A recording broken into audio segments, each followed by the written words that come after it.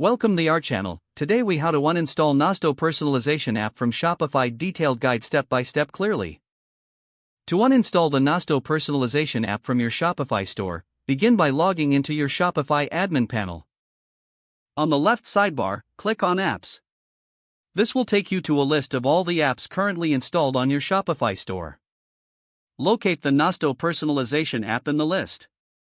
Once found, click on the app name to open its settings page. In the app settings, look for an option that says Remove App or Delete App. Click on that option. A confirmation prompt will appear to ensure that you want to uninstall the app. Read the message carefully to understand the implications of uninstalling the app. To proceed, click on the Remove or Confirm button.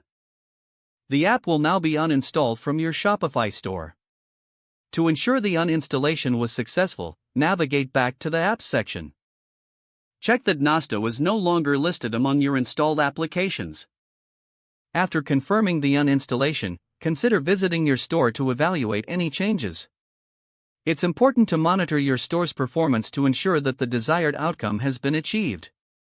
Should you encounter any issues or have further questions, consult Shopify's help documentation. Now you have successfully uninstalled the Nosto personalization app from your Shopify store.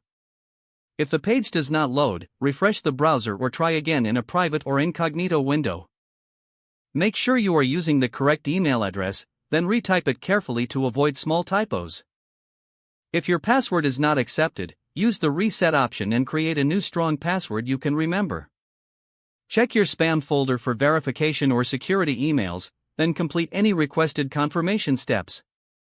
Enable two-factor authentication if available to improve account security and reduce unauthorized access risk. After signing in, review your profile details so your contact information and settings are accurate and current. If you see an error message, note it down and try again after restarting your device and internet connection. Log out when you finish, especially on shared devices, to keep your account and payment information secure. If the page does not load, refresh the browser or try again in a private or incognito window. Make sure you are using the correct email address, then retype it carefully to avoid small typos.